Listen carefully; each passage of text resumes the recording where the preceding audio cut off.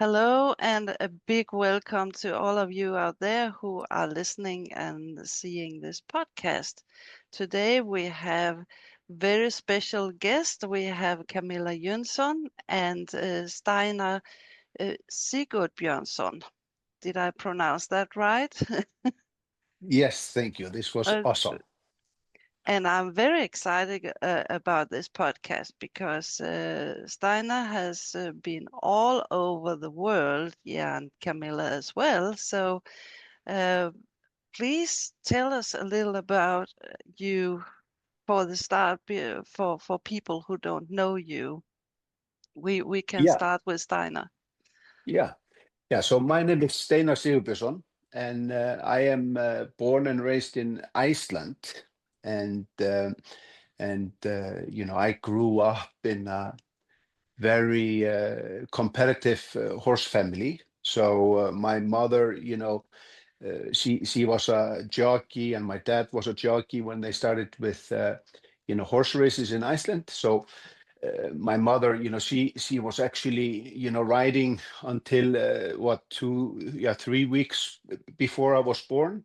So I started quite early being on a horse, and so I was raised very much in that environment, my whole life. So my dad, of course, he was, he's like the Michael Jordan in the Icelandic horses. Uh, he's been probably the most successful competition rider, in the history. And so I was raised, in a very intense competitive environment. So being with the pace horses and the gallop horses, and then of course the competition, developed quite a bit, over my youth, especially, and today it has really, been a big shift, since I was a kid. And but from early on, I wanted to explore. So I am, I love to explore and see different cultures, and always curious of how are people doing this differently. So at 18, I went to, or 17, I went and lived in the Netherlands, with my friend Maaike Burgrafer. She, started a, breeding farm there in the mid 90s. And then out from that, I moved to Germany, lived there for 3 years. So really enjoyed my time in Europe. And then, I went and finished my education at Holland University in Iceland. So yeah, I have like a teaching degree, from Holland University. And then I spent about 20 years in the United States.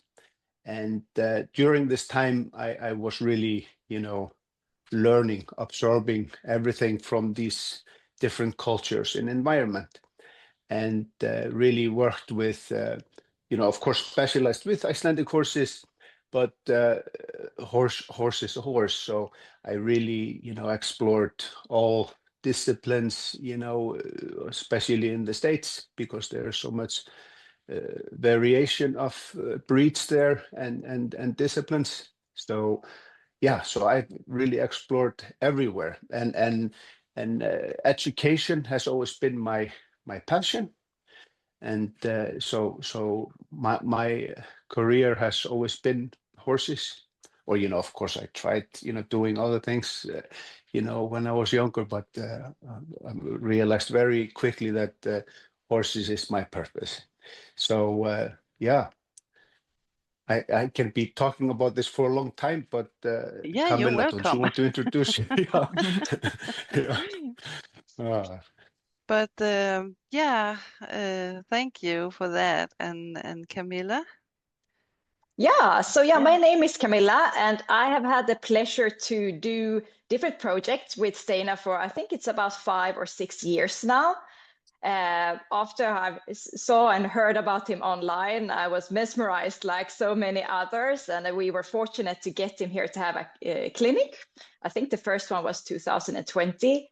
And since then, it's been different projects with Steinar, both here and also online. Yeah, and we have had some film project, online education, and so on. And I'm here a little bit, I think, because also I am sometimes the link a little bit between the public online, because I'm a little bit more present online than maybe Steinar. So I see, you know, what questions people have and what they want to hear about. So I might dig in now and then to ask some questions that I think they are wanting to hear about and so on, because there's a lot of exciting stuff that has been going on for the last year and so on. So yeah, today I'm the sidekick here with that, and my profession is within more of the fashion and events. So it has, even if it doesn't sound like it, gone a little bit hand in hand, since I run events now a little bit with Steinar, but with horses.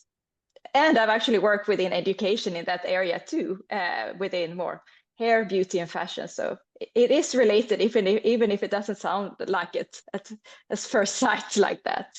But it's been lots of fun. We have had a lot of fun those years doing different things together. Yeah, sounds great. But you're right. Many things are alike, and yeah, very exciting to hear about it. And you're the link between me and Steinar, so Yeah, I'm you very see. thankful. Yeah, I'm happy to be the link. Yeah. Yeah, yes. So, yeah, I have been watching a bit, and I know you, Steinar, you have told that if you are going to be a real horseman, you have to have 200 years of experience. And I thought, wow, then it's good. I'm 1/3 on the road there. Yeah.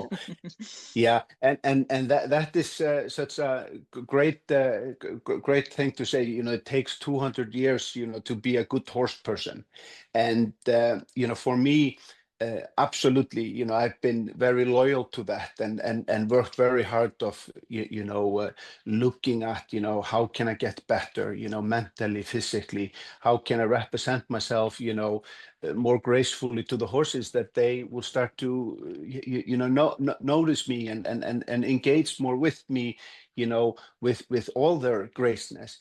And then I realized, well, you know, it takes 200 years, but you know, we always know the term, you know, you know, you have to work hard, and you have to, you know, keep practicing, keep working and keep working. But then, you know, we also have to be realistic about, you know, it's not enough just to practice. It's not enough to put the 200 years, you know, into practice. You know, it's about, you know, also being smart about what we're doing. You know, it's like, you know, you know, play, you know, play, you know, smart. You know, that's what it's about. So for me, you know, reading, you know, all the old masters and exploring, you know, all these different ways of working with the horses, you know, I came to realize, yeah, we can, you know, be really good people, or you know, horse people, on telling the horse what to do, and we will only get so far with it. You know, how can we be smart and tap into the horse's intelligence, and that the horse starts teaching us more? I think that is, you know, where the essence is so much, you know, in the horsemanship.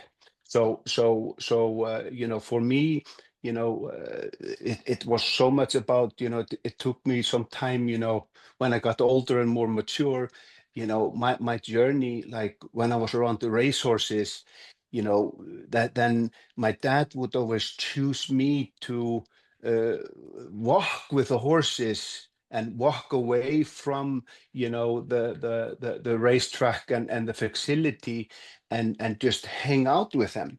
And then, you know, he would always smile, you know, when I would come back, because then the horses maybe, grazed a little bit, but they would, you know, go and pee, and they would just really relax, you know, around, you know, around me when I was walking with them. And then, you know, you would have more of those adrenaline junkies, you know, the junkies that would go on the horses, and then, you know, it would be action.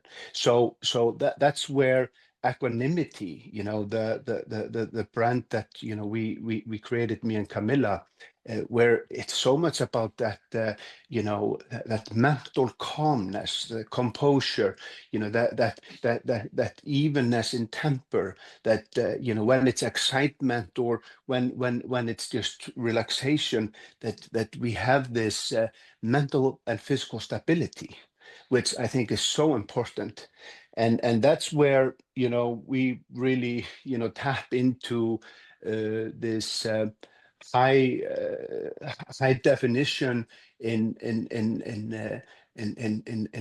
maybe looking at the horse from a different perspective.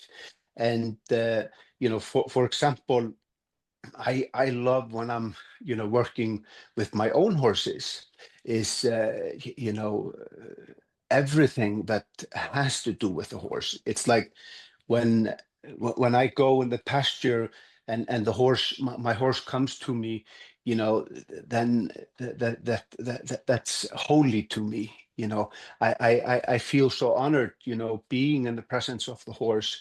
So once, you know, I approach the horse, you know, that is like you know, stepping into you know, the dojo in a way, you know, where, you know, I have that full awareness and full respect for that sensory being. And once the halter comes on, or if the halter doesn't go on, you know, it's a sacred time.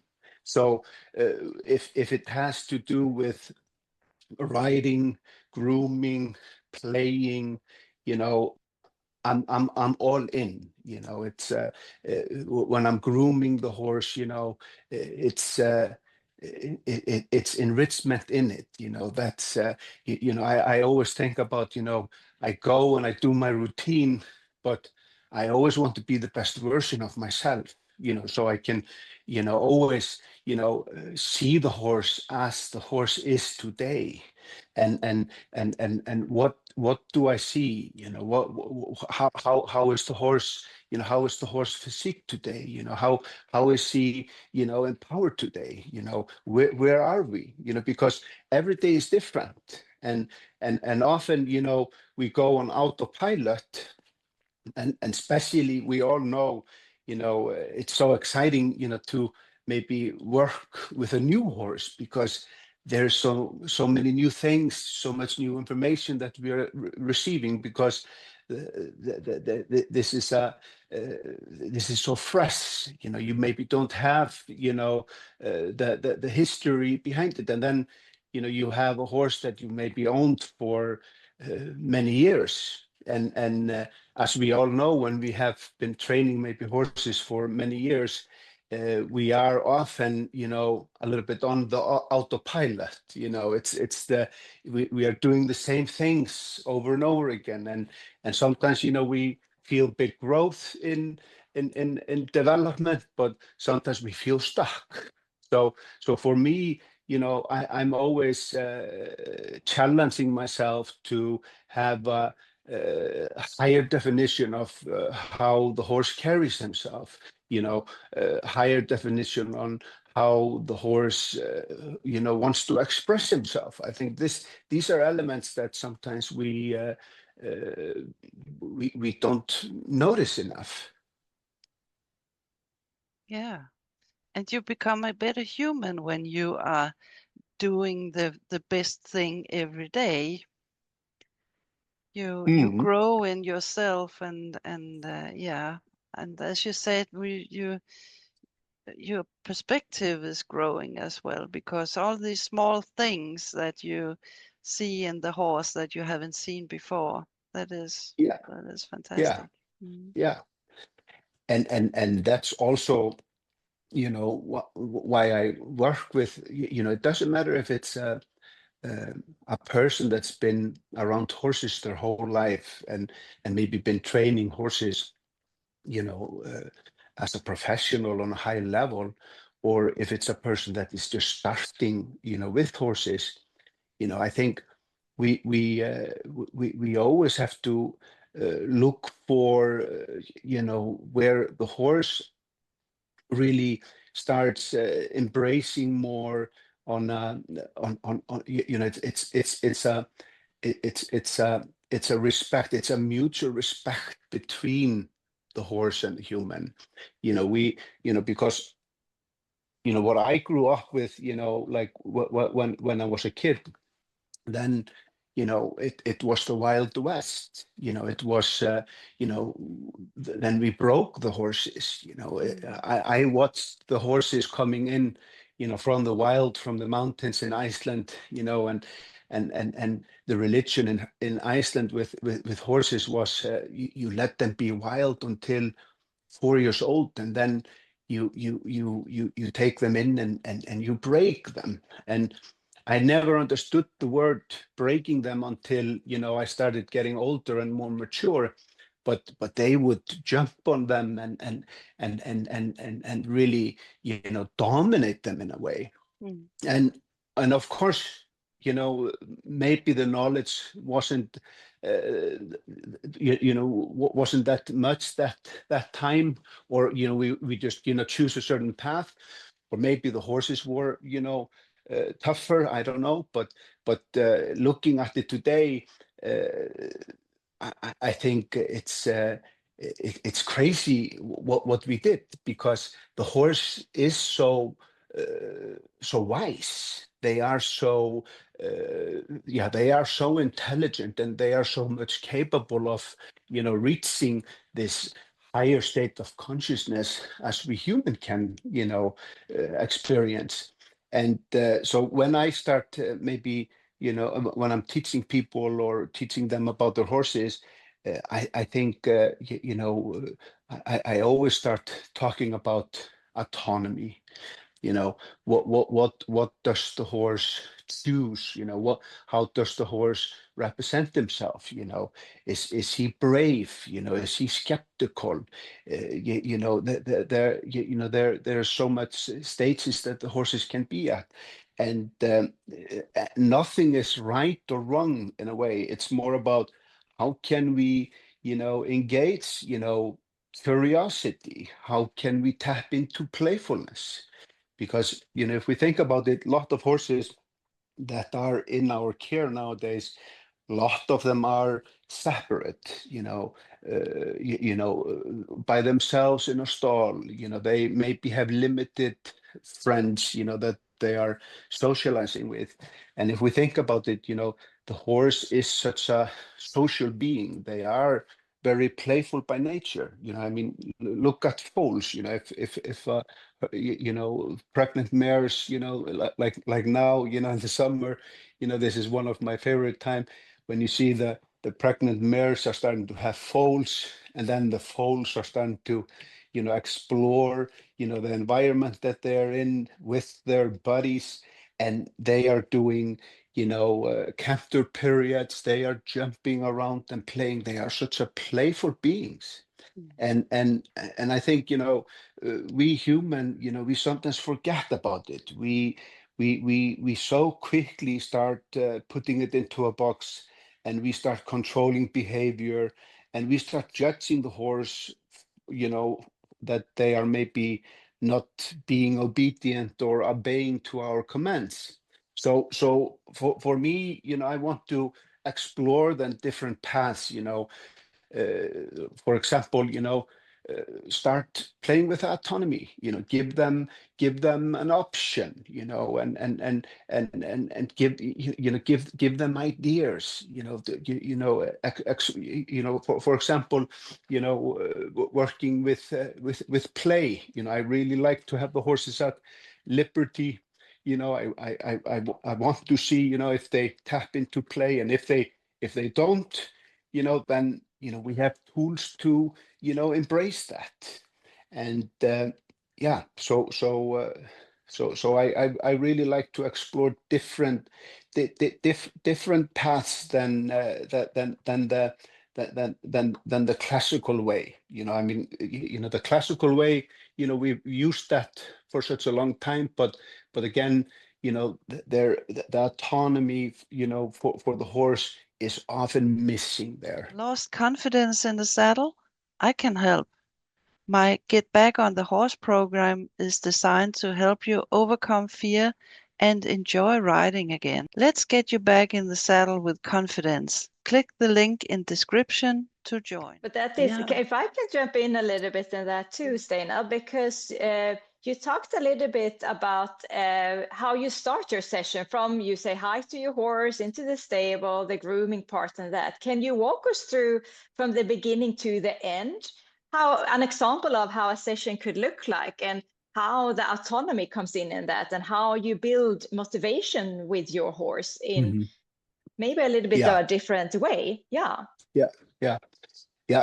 So for me, I'm a loyal servant of the horse, of course, and my passion has been like rehabilitation.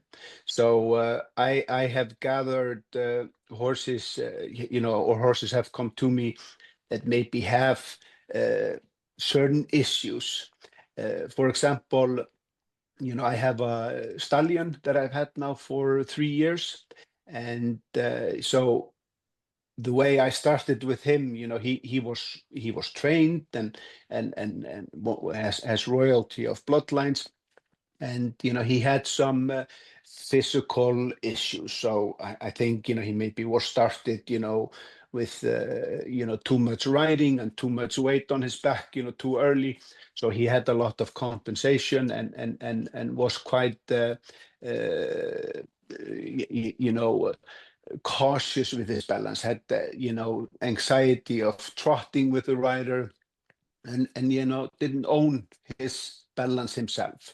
So what I started with him, I take him in and I groom him, but when I was building up his confidence, his ownership of his posture and movement, that he really, so he started falling in love more with the movement himself. I introduced him, to positive reinforcement. And I think, positive reinforcement is such a powerful way to create, new habits, because, when you're using the positive reinforcement and you're working with autonomy, it's the horse is so fast to learn, because always using just the negative reinforcement, and of course there are people that are very good with it, and then there are people that are not so good with it, but using the positive reinforcement and tapping more into the suggestion, for example, with my stallion, I started just I have him free out in the fields or in the arena, and I teach them maybe to for example, if I have a pallet or a gymnastic mat in the fields or in the arena, I maybe just he gets curious, he sniffs at the pallet, sniffs at the mat, and I just click him and give him a treat, and I reward him for the curiosity. So that's the beginning, and often the horse is really surprised. What's going on? Why am I getting a treat for this sniffing at the mat or sniffing at the pallet? And then the horse starts questioning or starts wondering. And sure, I do that a few times, and then suddenly the horse is maybe standing on the mat or standing on the pallet, and then of course I always think about once they start understanding, then I start raising the challenge up, because now we are tapping into a new skill, and the horse is starting to be much more present. He's paying much more attention, because there is something in it for them. You know, this is different, this is new. So I play with that, you know, for example, I worked with him for a year, you know, mainly on the ground and just building him up, you know, mentally and physically. And then, you know, in few weeks, you know, he was starting to trot by himself, you know, out in the fields and in the arena, and he chose to go on the pallet or on the mat, and we worked on, you know, improving his posture. So he was, you know, working on his power poses, and then, you know, the skill level really starts increasing, and the will of the horse starts really, you know, they start forgetting about the restrictions because they want to embrace, they want to explore. So there, you know, in just a few weeks, few months, you know, there's a huge shift in a mental and physical balance. And of course, you know, out from that, you know, we start having, you know, more time of movement, and you see the horse is maybe holding their posture even stronger, you know, in the stall or out in the fields. They are engaging more. For example, the stallion that I had, you know, he would go in the fields, and he would just go straight down with the head and just eat and eat and eat. And I would never see him go faster than walk in the fields because he was just so, you know, compressed in a way. Today, you know, he goes in the fields, and you know, he almost puts his tail up like an Arabian stallion, and he's prancing around in trot, and he's galloping around and showing his superpowers. But I think I would never have accomplished, you know, empowering him in this way unless I've used, you know, the positive reinforcement. So I think for me, you know, when I start with the horses, I put the halter on, and when I start, you know, walking with them, you know, if I want to tack them up or if I want to do the play, I always, you know, have this high sensory when I just walk with them, you know, by their shoulder. You know, I always think about this mindful walk. That is where I get the information of how we are set up today. So I start just right away, you know, listening to the horse, you know, when I'm walking with him from A to B, you know, how is he, you know, today? You know, can I walk on, you know, the left side and the right side? Does it feel, you know, good? If it doesn't, then, you know, I always have, you know, feel of, okay, you know, this is like this today. Okay, then maybe we will choose, you know, to go and work in the hills, or maybe we're just going to have a you know, body work session today. So I always try to, you know, listen to, you know, the horse where they are set today. And Yeah, in that, Steinar, yeah, sorry, can I have one question? That I know, because you had a very special training project with a horse named Floki who won the World Championship, and a lot of people are super curious how you set that up for him, because a lot of people have been so impressed with his posture and how he did the transitions, especially up and down from pace. So can you just talk a little bit about that, how the training was done with him? Yeah. So I moved to Iceland from the United States maybe 6 years ago. And when I come to Iceland, you know, I just start, you know, I moved there with my family again. You know, I want to raise my girls up in Iceland.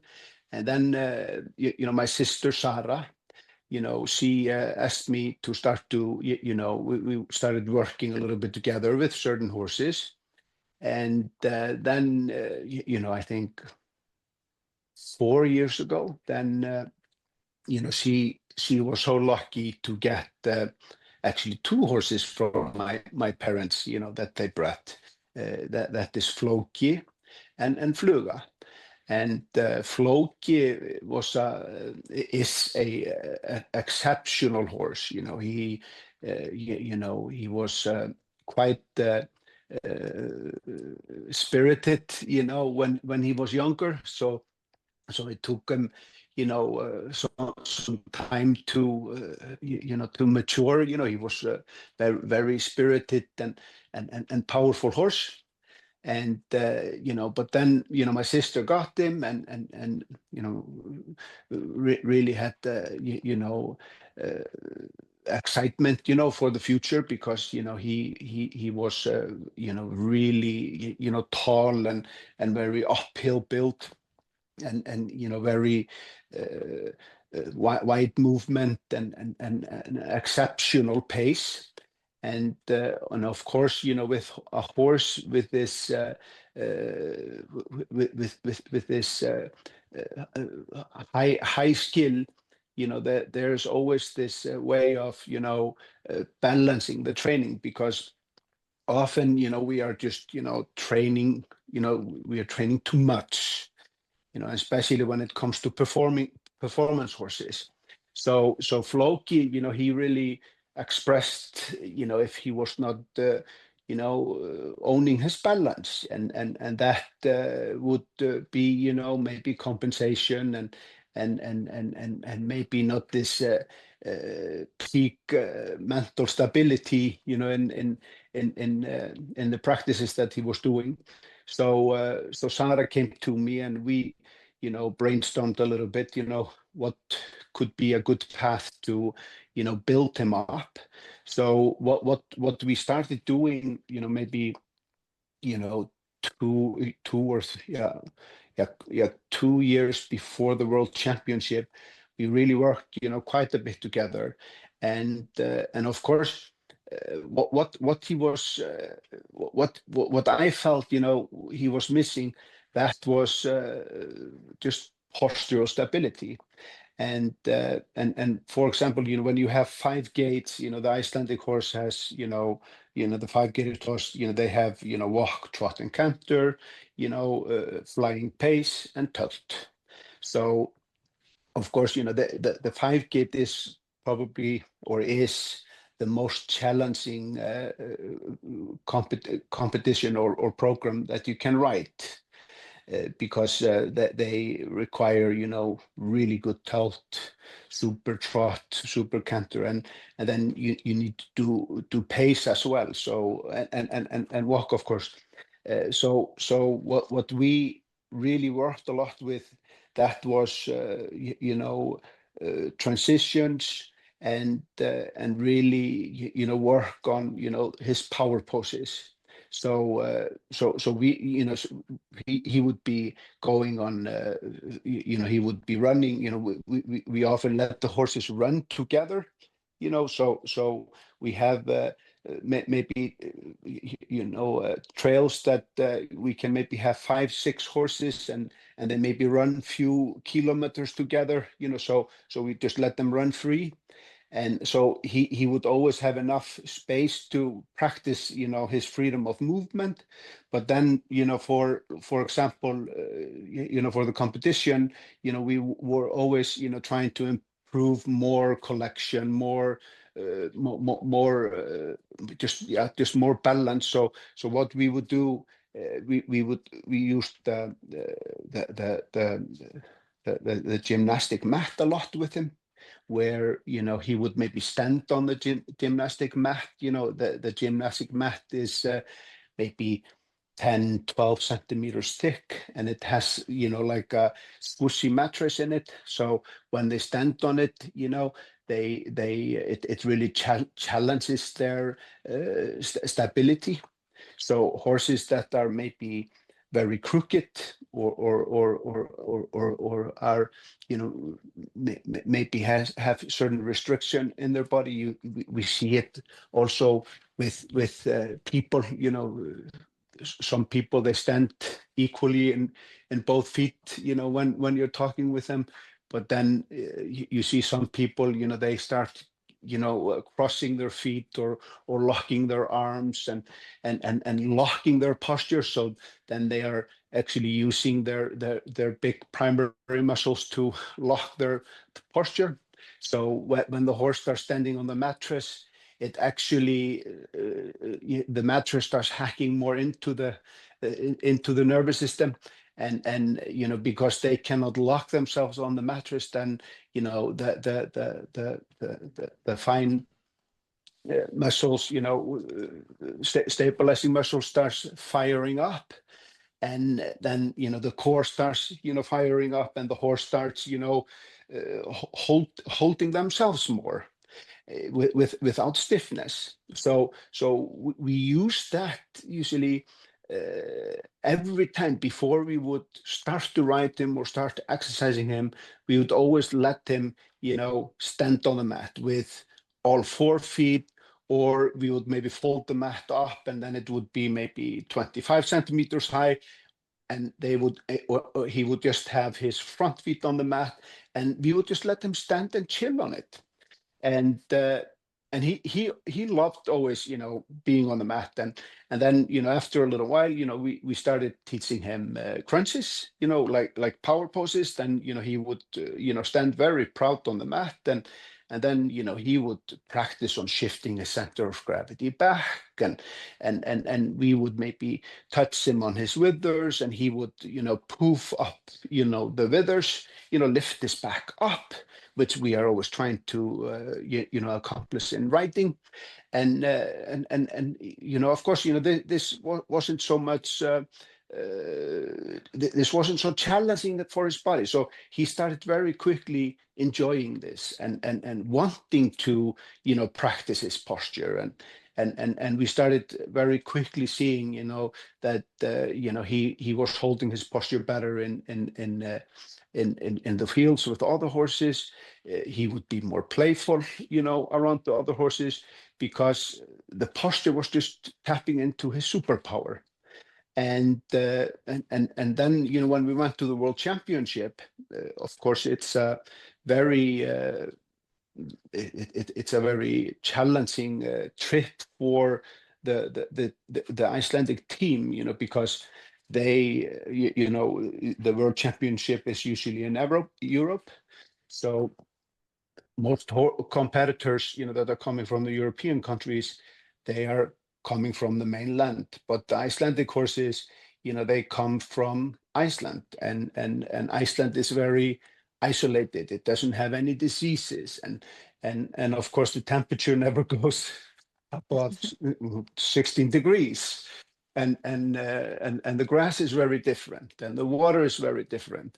And then they come in an airplane to the mainland, and it's 30 degrees, and it's a lot of bugs, and the grass is richer, the water is different. So it's a big shift for the horses that are coming from Iceland to the World Championship.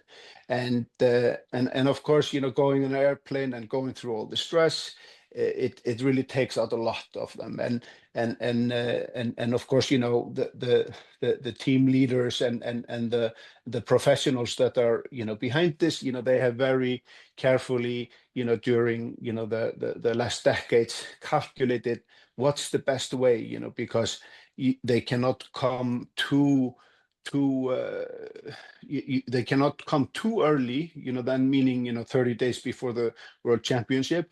Then they go through a plateau where they crash when the World Championship is. So that it's very precisely calculated, not to bring the horses too early and not too late, so they peak at the World Championship.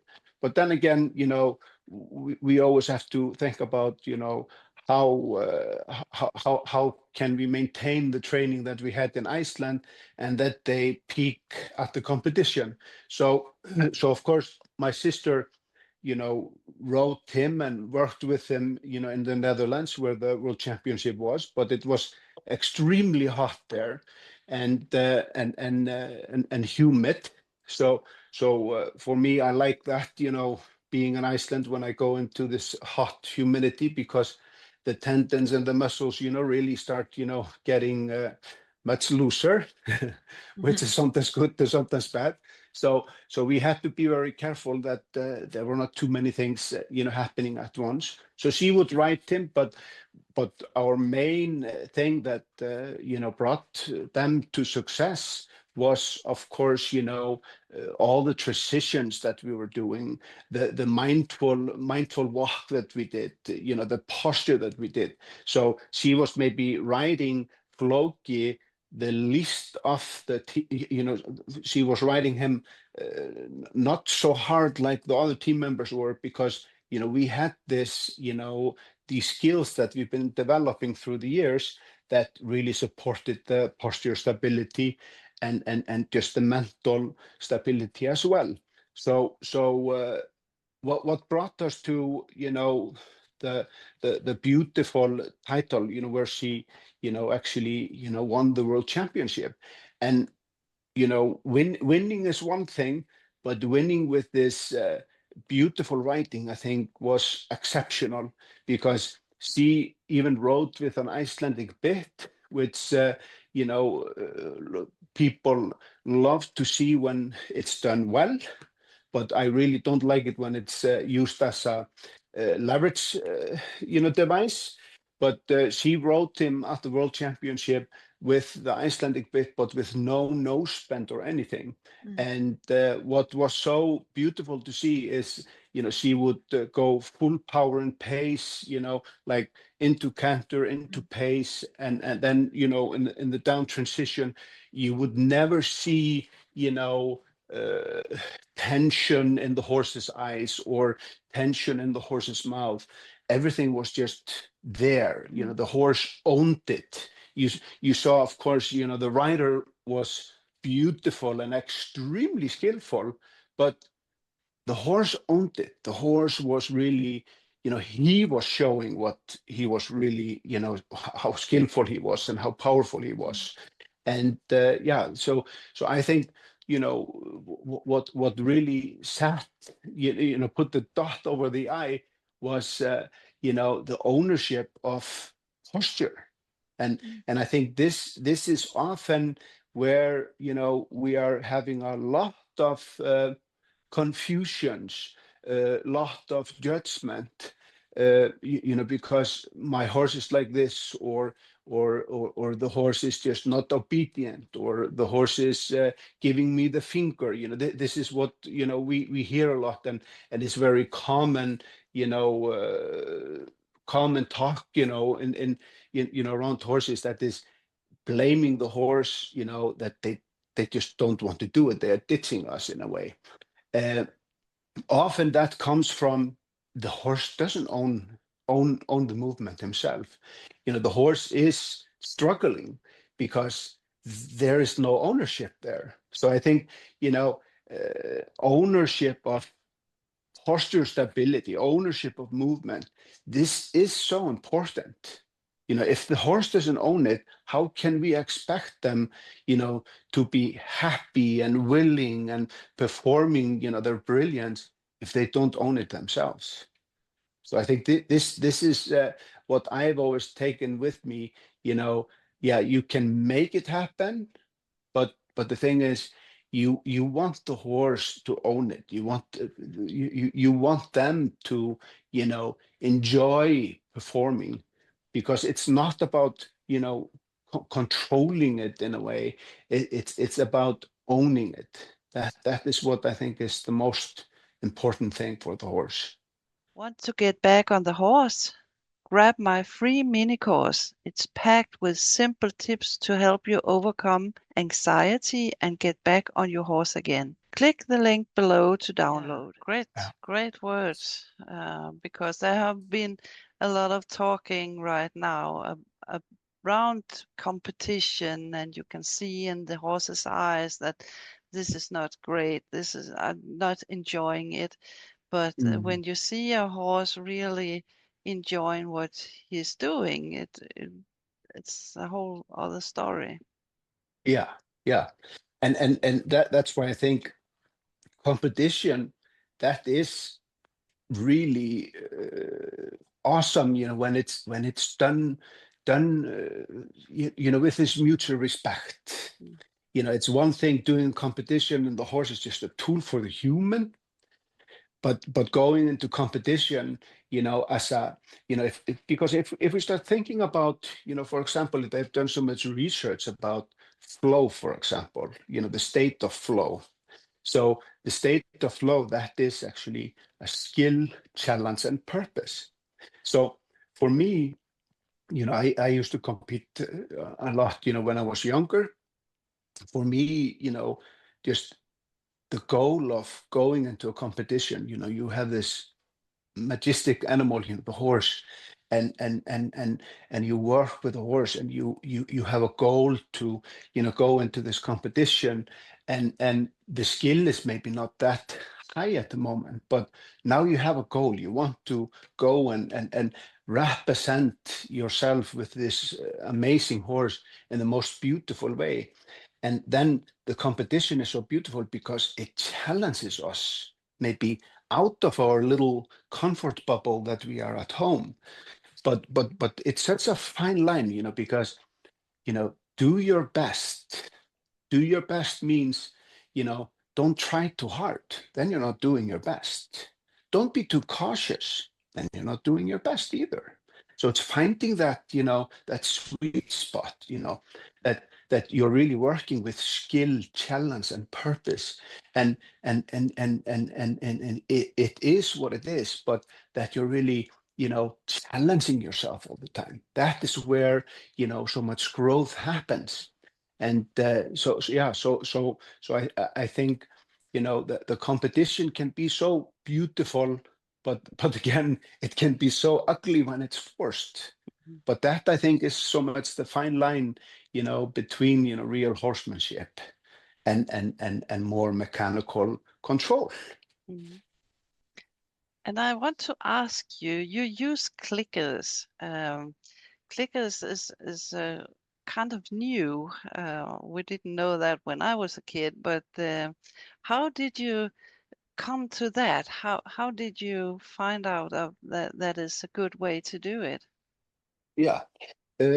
So when I was living in the States, I lived in California most of my time. For the 20 years that I lived there. I had a big show barn in Los Angeles for almost 10 years. And of course, Los Angeles is like the polar opposite of Iceland.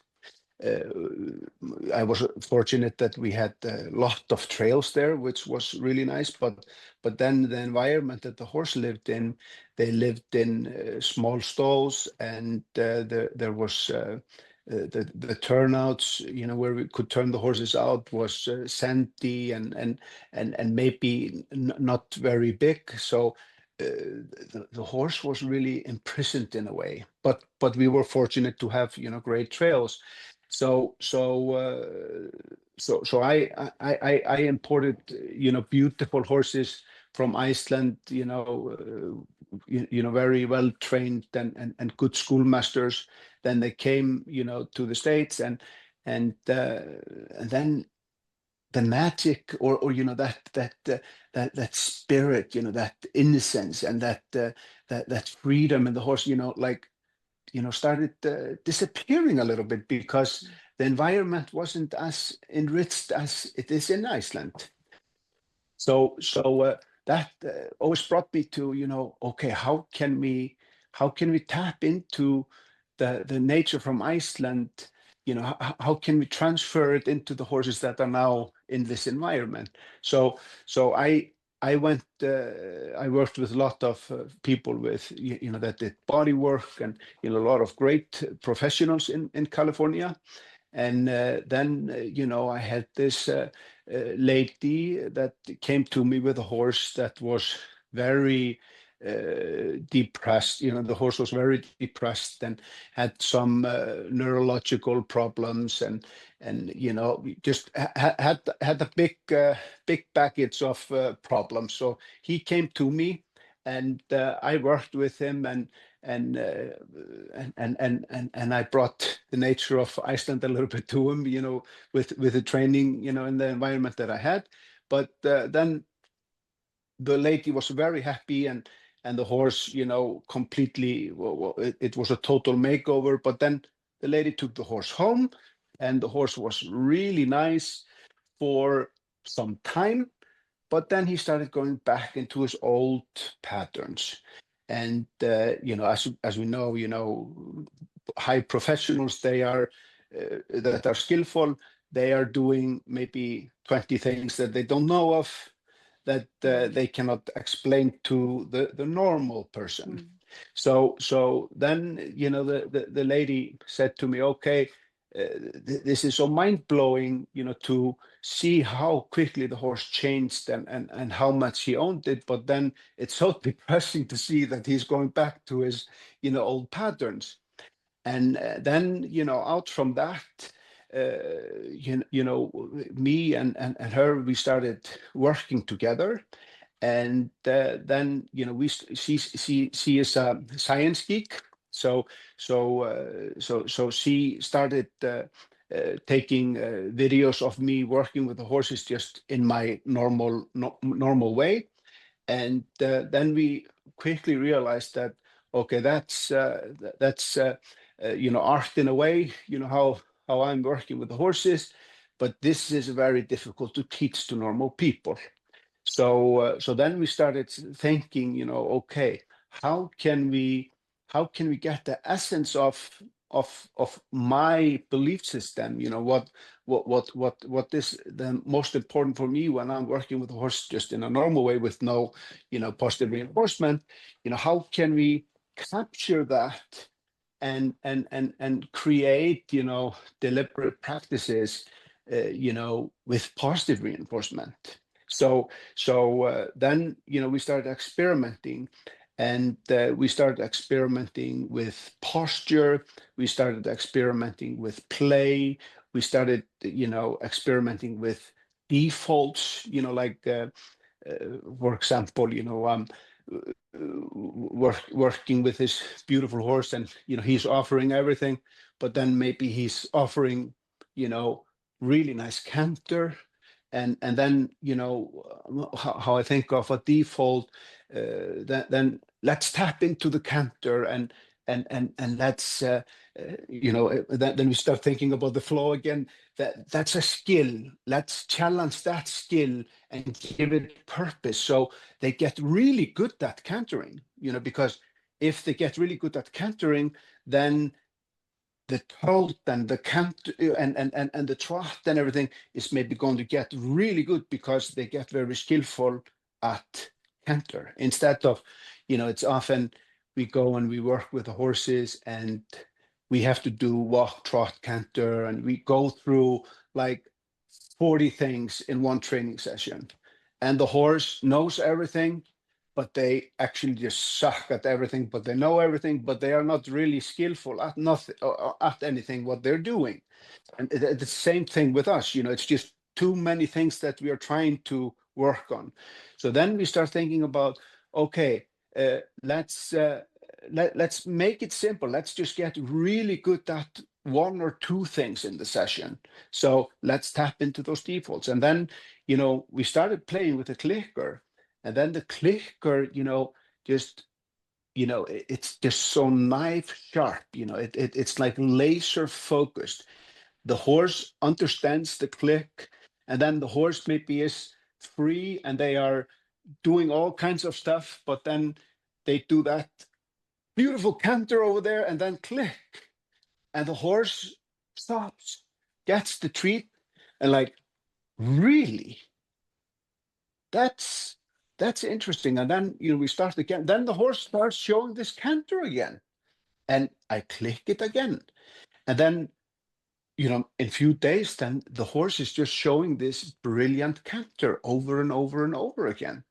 And then, wow, that's actually pizzazz that happened there, as a side effect of, really tapping into that one skill. So for me, the clicker is very powerful tool, to sometimes take the complexities away, because sometimes, we, like I said earlier, sometimes the horse is trying too hard. They don't know what they're supposed to do, but they're just going to try really hard of doing everything, because they know if they don't try enough to do everything, then they maybe have to work much harder at this thing because they are not trying to do everything enough. So then again, if we label that a little bit, that's often when the horse learned helplessness. You understand what I mean with that? So learned Yeah. helplessness is something that, I think a lot of horses, learn really well. Yeah. So then the horse is just trying so hard, but they are not putting effort into anything, because they know if they don't try enough, then they will just be pressured to do something that's much harder. So taking everything away, that's why I think autonomy and the curiosity is so powerful, and use the clicker to mark something that the horse gets, and they learn to love it, they learn to take ownership of it, and they really embrace that skill, to a high level. Then, that's intrinsic motivation. That's coming so much from the horse. So if I use the clicker today and for a few months or a year, and then suddenly I have a really badass athlete, that's like super muscled and really clear about his skills, and like I see, like with my stallion that is starting to reach quite high level in everything what he does.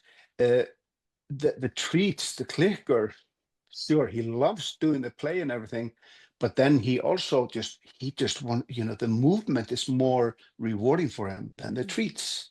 So how I use the clicker, I'm not using it in this pure classical way. I use the clicker, to mark for effort. When the horse, it's like, oh, the horse is so soft now. No, I don't reward for that. That's just great. But if the horse does some really powerful, proud movement, I click for that. I reward the horse for it. I want him to acknowledge that. I honor that, and I praise that, and that the horse realizes that and wants to embrace in it. That is superpower. But again, the horse is so much, like I said, the learned helplessness. They, by nature, they put effort into things, but then they are a little bit in the safe mode, because they want to have extra power to run away from danger.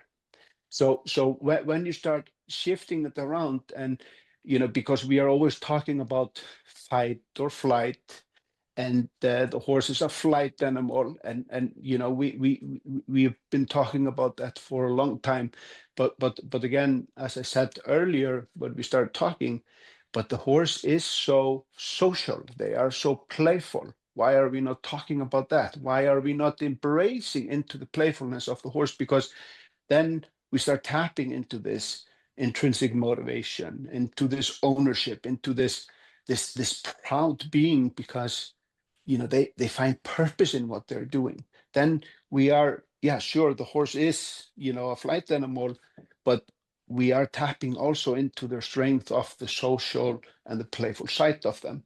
So that's where I love the clicker, because I feel like the clicker sometimes, just hacks into the mother computer, and often just throws away all the viruses that have maybe developed, through their lifetime. So it can really, we can really re-engineer everything, into the belief system of the horse. So I think the But also clicker the is a human, superpower. don't you think?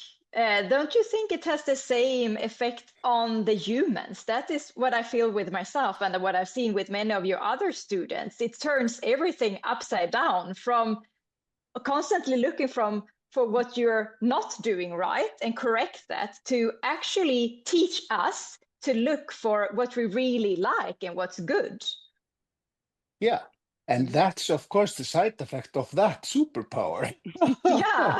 I love and that. it really makes sense. I've never heard of it in this way, because when you think of a clicker, yeah, when you get the horse to do the things, give me your hoof or something. Yeah. But here you are clicking when the horse is in it and he doing his best. That is the whole other story. Yeah, he's in the moment. Yes. And then suddenly he hears the click and he's like, really? Are you kidding me? Hell yeah. That I own this. I am awesome. That you tap into a whole different state. But again, it's always, the horse has to have purpose. It's the same thing with us. Sure, I want to, learn something, or I want to go into this course.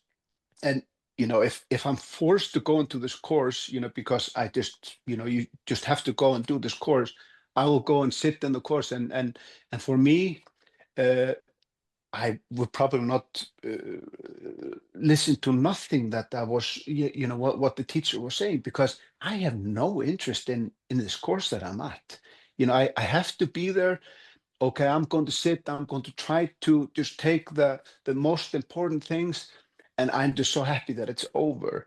That's extrinsic motivation. Then I'm doing it because I have to do it for my mother or somebody else. I'm not doing it for myself. So going and learning something that you are so you're so excited about, that's a whole different purpose there.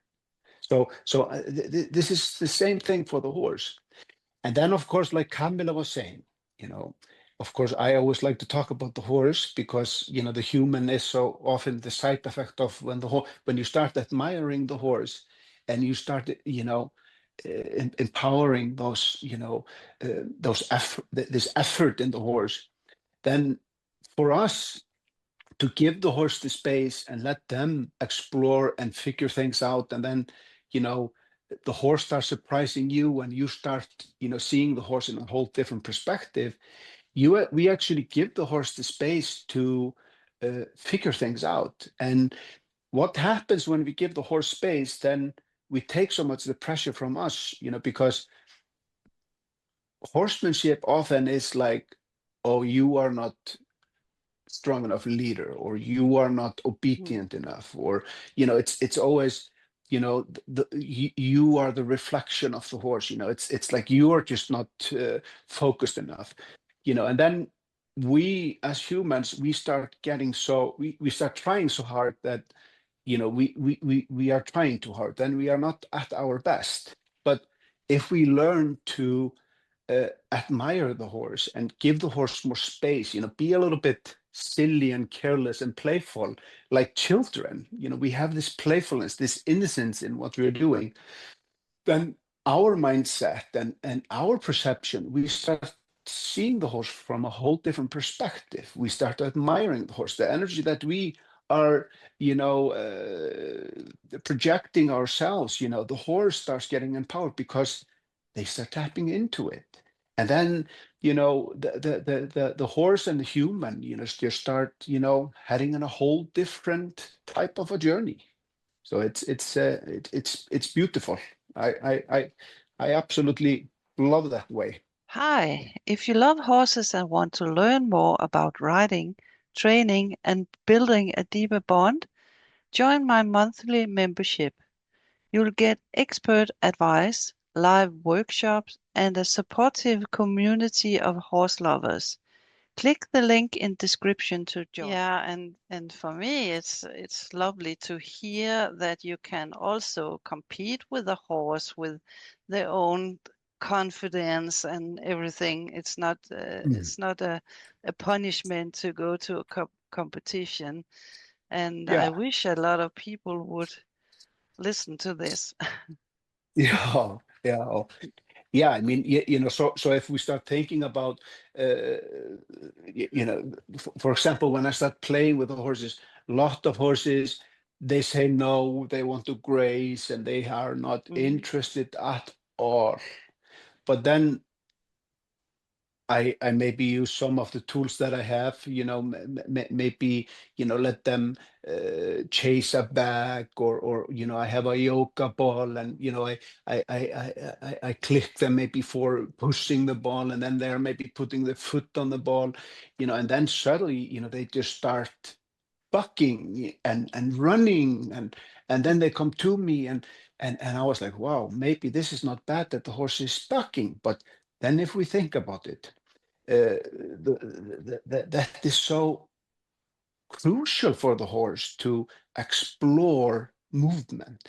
And for horses that are, for example, competition horses, they are in a stall, they are maybe lunged, and they have side reins on, and then they are ridden, and they are restricted in the frame. So the spine, it has so limited mobility. So for the horse to go and play, for example, do panther walk, that increases so much the mobility of the thoracic spine, for example. We are always talking about, oh, the horse needs to step under center of gravity and needs to start to find collection. But I have to really restrain him, and I have to use equipment to, get him into the right frame. And he has always difficulty to step under the center of gravity. But we have to just work harder and work harder. But often, the big problem is there's so much restriction in the thoracic spine that the hind feet don't have space to step on under center of gravity. So that's why I think, adding this into the training, liberty work, and explore more variation of movement. For example, in the panther walk, and changing directions, and of course, if the horse takes joy bucks a little bit to do the spinal twist and really open up for the whole spine, then when you start riding the horse in the competition track, then the horse is so happy to work in more restricted environment, and more a little bit into more restricted box, because then you have to show a certain thing. Then the horse just has more capacity and more adaptability to the challenge that they are doing at that time.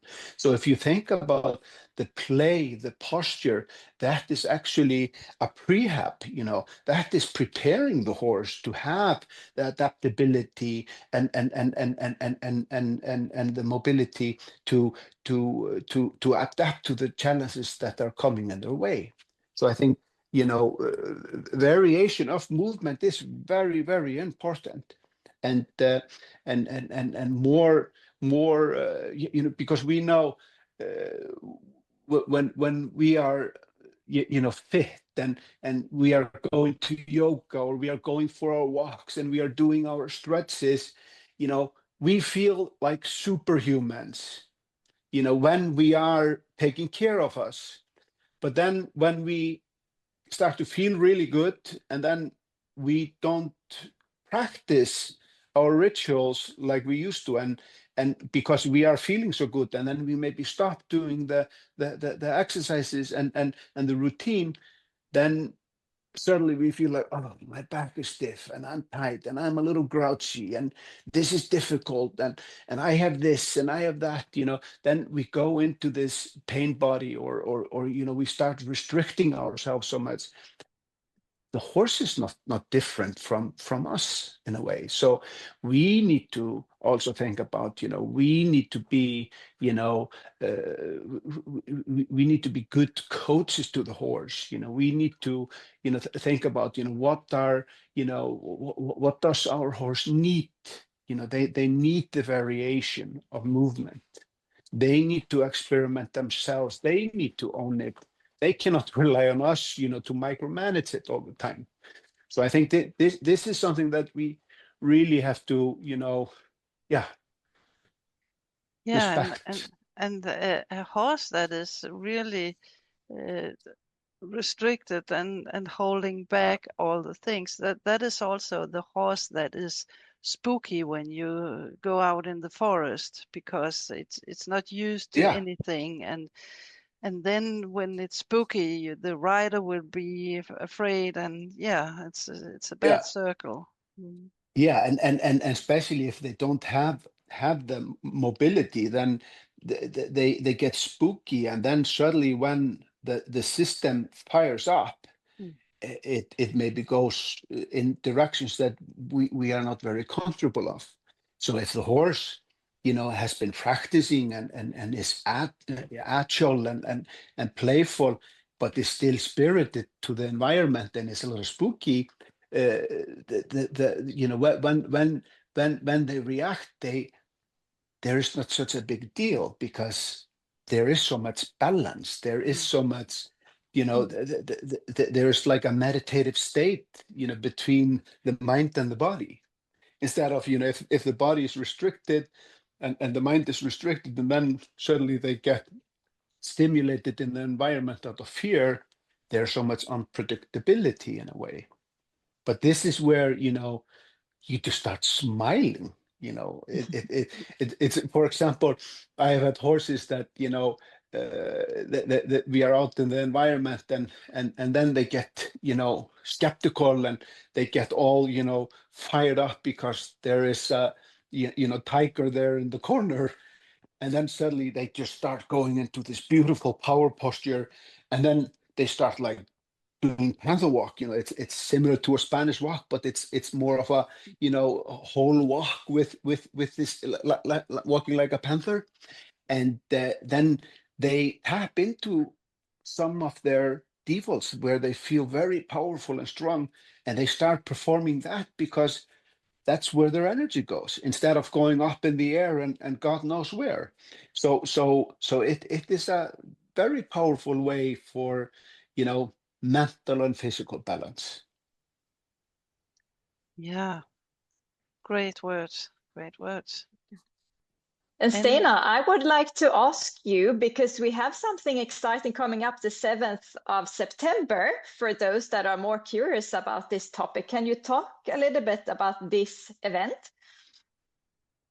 Yeah, I'm just so honored, that Camilla is hosting this event here in Sweden, and honored to join Sara Niemann, for a few hour event where we are going to introduce a little bit ourselves in what we've been doing, and then we are going to have some geeky conversations together.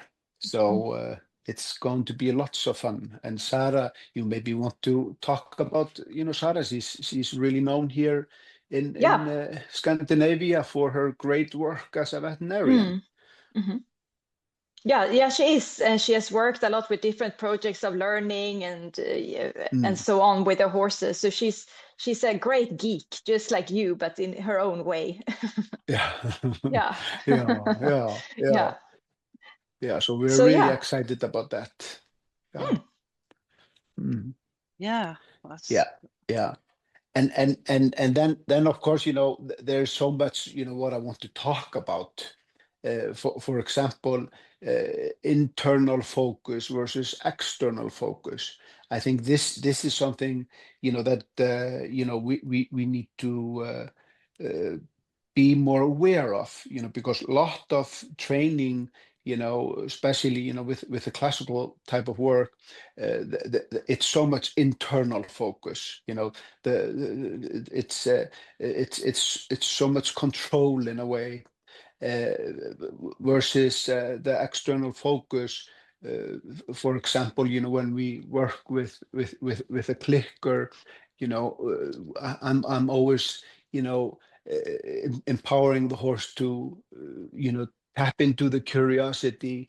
For example, I have I don't use the whip, to engage the horse. I more maybe use a pool noodle, and the horse maybe stands on a pallet, and I have a pool noodle. The horse does stretches, stretches towards the pool noodle, seeks towards it. When I teach panther walk or the type of a Spanish walk, I teach the horse to reach, seek towards the pool noodle, like touch the pool noodle with their foot. Then they are reaching towards it instead of tapping on their foot, and then they start lifting the foot because it's annoying. The whip is annoying their foot, so they will pick it up because they want to get away from the pressure. So I work a lot with the external focus, and that the horse seeks towards the object. I think this is very powerful because that then the horse is tapping into a whole different sensory input.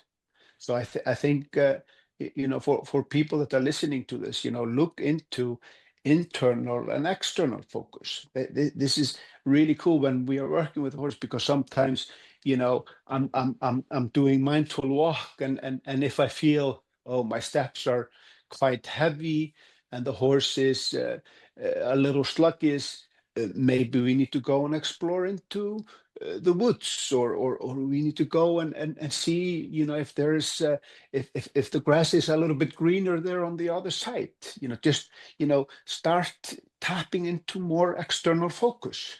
So I think this is very powerful. Yeah, I've heard people talking about when they are going to teach their horses or play with them, that they have a problem because when you're taking out the horse from the herd, they are only looking at the herd. They are not looking at you. What can you do in this moment? So when I started playing with this, with positive reinforcement, and then I was working with, we had like 8 horses that, this was in California, so it was quite nice weather, and the horses were living around the arena.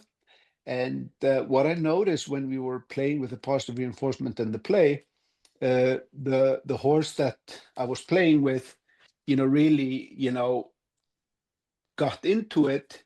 But what I noticed is the most was the other horses, they were all watching. They were all paying, like hyper focused on what was happening in the arena. Because when you start honoring the horse's autonomy, and the horse is really, engaging more, like self-determined, there's just a whole different energy around it. And of course, that is so appealing to other horses. So horses that are around, they are learning from watching. So I've seen, or I've experienced, I've been teaching horses in the arena. Other horses have been watching, and that's maybe been months or maybe a year. And then I maybe take one of those horses that don't know anything, and I take them in the arena, and I'm just going to start to teach them just basic things. But then it's like they already know everything what they're going to do, because they've been watching other horses doing it for such a long time.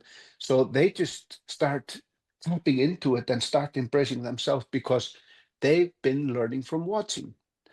But then you look at horses that are trained more from a normal way, and it's maybe more, like controlling behavior, and it's much more obedience, and the horse doesn't have as much autonomy.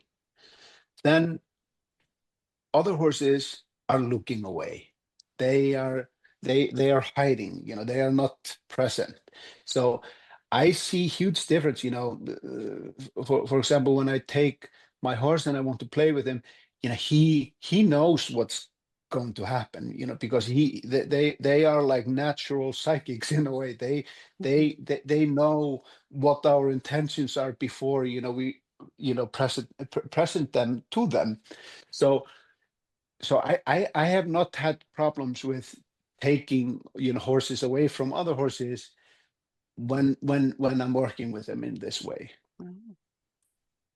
That's magic. That's my experience. Mm. And even I would go when I was in the States. I had 3 geldings that were always together. I would go into the fields with the 3 or the 4 of them, and maybe 2 of them wanted to be with me, and I would have them equally on both sides, and we would be running together, doing canter, fancy trot, panther walk, speeding up, slowing down, stopping, doing power poses, and they would just be my like my shadow on both sides. And this would all be voluntary. Sometimes the 4 of them would be with me. Sometimes the 2 of them. Sometimes the 2 of them would be for a little bit, and then one would go away, and one would be more determined of getting all attention to themselves, and then other would join. So it really blew my mind how sharp focus and intelligence start happening when you are playing with them like this. You just start tapping into a whole different intelligence in the horse. So I feel always when I take them that they are looking forward to start to go and do something, and I think that's that really gives me a lot of encouragement when I feel the horse is looking forward to what we are going to do. Absolutely, it must give a lot because I heard that a lot as well. Yeah, when I come with the saddle and the horses is walking away, and yeah. Yeah. So Yeah. Oh, and of course, like my stallion, I have used bitless bridles. I have used bits on him. I've tried everything, and of course, building him up for those years that I've had him, he's also very opinionated of what he likes and what he doesn't like. mhm. So I pay always close attention to it. So if I have a new bit or something like that, he looks at it, he sniffs it, and he takes it if he wants it. But if he doesn't like it, he really expresses himself, and I honor it.